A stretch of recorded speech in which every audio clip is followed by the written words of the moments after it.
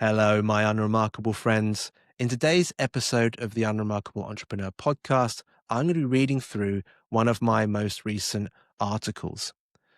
I had a bit of a brainwave recently about the content that I was creating, and I thought, well, if I'm good on video and I've got a camera, why don't I actually start reading some of the articles that I'm writing as another way to distribute the content?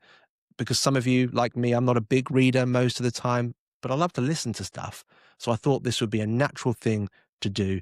It's the first one that I'm doing a read through for, so I hope it goes well. But this is the planning trap and why confidence and clarity emerge from doing, not from strategy docs. So I'm sitting here feeling disorganized. Everything needs rebuilding, and I could start in 27 different places. And so I don't start anywhere.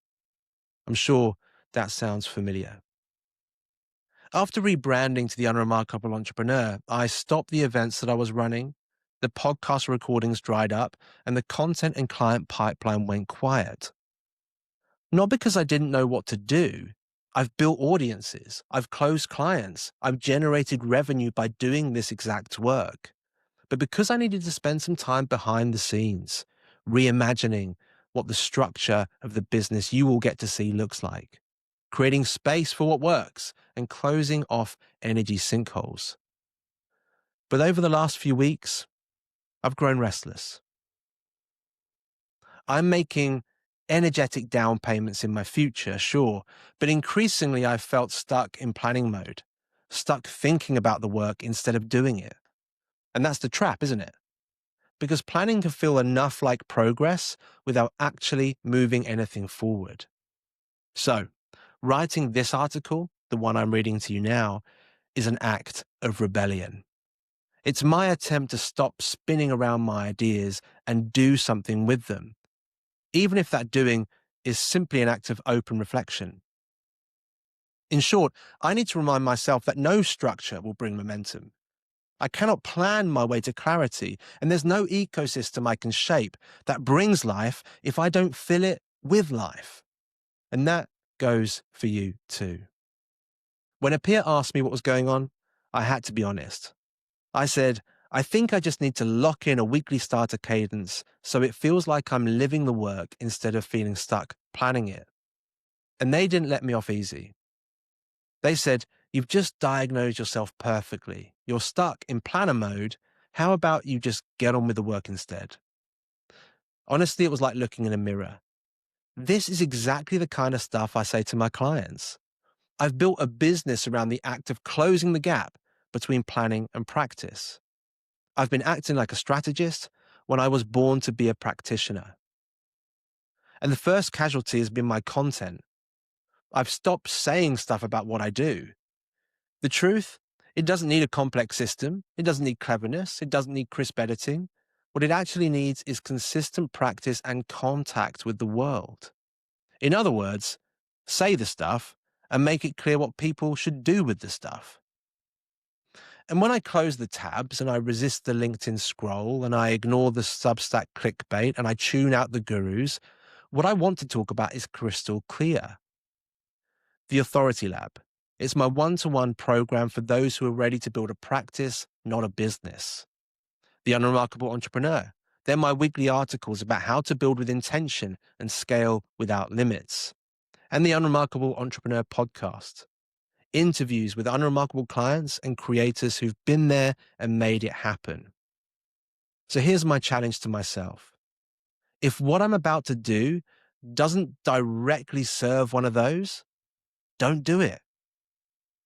Look, I believe in the power of constraints, time being the most sacred. Before I chase any shiny idea, now I ask, will this cost me an hour with my son? Does this help build the future I want to own? If the answer to either of those is no, it doesn't matter how clever the idea is, it doesn't happen. So I know what I want to say, but actually saying it, that's a different practice entirely. Here's what I know about myself. Having experienced 5 redundancies in a decade, the idea of going back into a full-time role feels like I wouldn't be living my potential. But I still get tempted by the benefits, the security, the freedom of someone else's to-do list, the team camaraderie, is catnip to a lonely entrepreneur. But honestly, I'm unemployable now. Not because I lack skills, I have real depth across everything I need to succeed, but because the promise of working in alignment with who I am, that's like catnip for the soul. My bills are paid, there's food on the table, but I still carry this stress about whether this will work, especially with a 4-month-old son and a house purchase that's running behind schedule. There's pressure. Plus, those redundancies have done my nervous system no good. I'm hardwired now to expect that the rug will be pulled. Despite this, my normal state is pretty confident. I close most of my sales calls.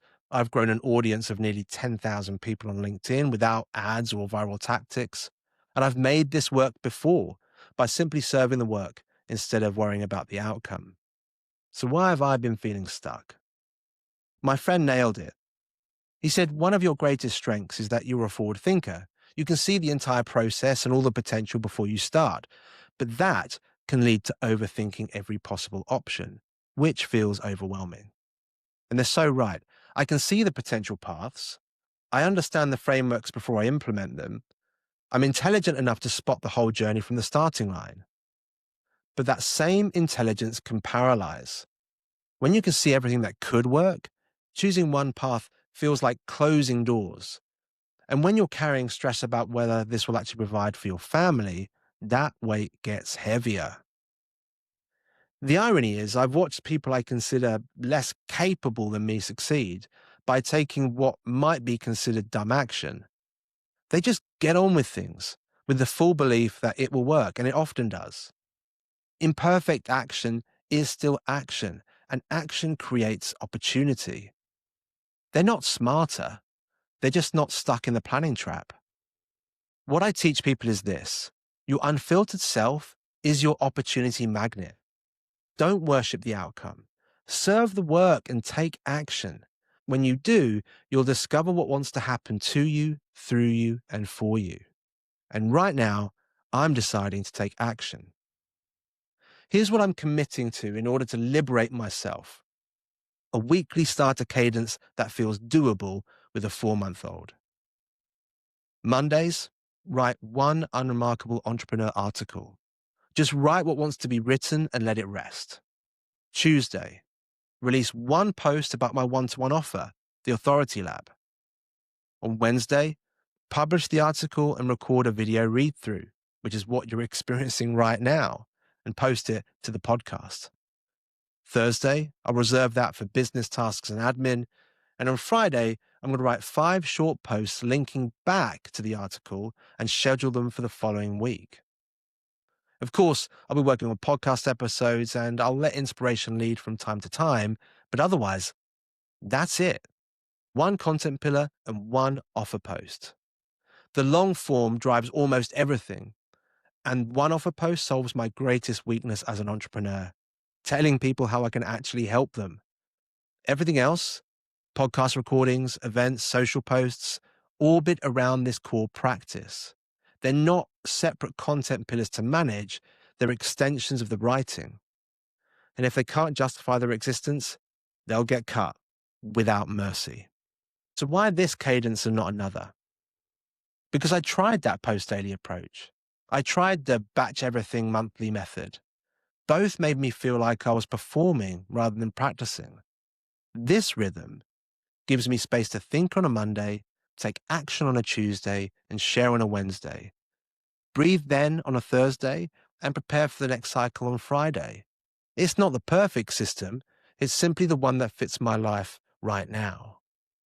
I have lived the experience of starting a business from absolute zero. Most people think they need to know the outcome to understand where they'll land. And I get that. But here's what I know: things rarely go to plan.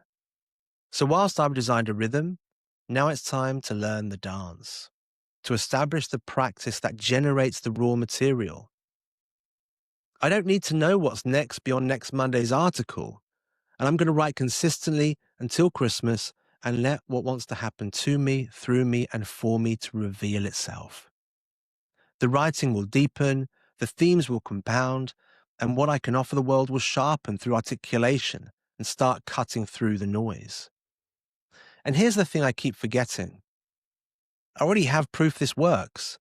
I built 10,000 followers by running events, recording podcasts, and reaching out to people. 1 or 2 leads would always emerge naturally. Not because I had the perfect positioning, but because I was doing the work in public and people could see themselves in it. So I'm done planning. I'm done trying to see the whole journey before I take the next step. Starting this week, 1 article, 1 offer post, 1 video, and repeat. Starting from tomorrow, this article published and then recorded. Again, you're listening to it right now. This is the practice in action. And you know what? It will work, not because I've articulated the perfect system, but because I'm serving the work consistently enough for the patterns to emerge and in public enough for the right people, the 1% who are ready to build differently, to find me. That's the practice. That's serving the work instead of worshipping the outcome. And if you're stuck in the same trap, overthinking, overplanning, waiting for the perfect structure, this is your permission slip. You already know enough. Start Monday, see what emerges by Friday, and do it again the next week. The universe will show you what it wants from you, but only if you're actually in conversation with it. And that's a wrap for today's episode of the Unremarkable Entrepreneur Podcast. I hope you enjoyed this article read through. It's a format that I'm going to keep experimenting with, and I hope you have found some value and some inspiration in it. If you're not subscribed yet, now would be a great time. Please do so at unremarkable.co. And if you've got anything to say, drop me a message or I'll see you in the comments. It would be great to see you engaging with this content, not just consuming it. We've got to move from consumption into practice, from ideas into doing, from planning into doing the work itself. So if you want to engage, please do. I'd love to hear from you. Bye for now.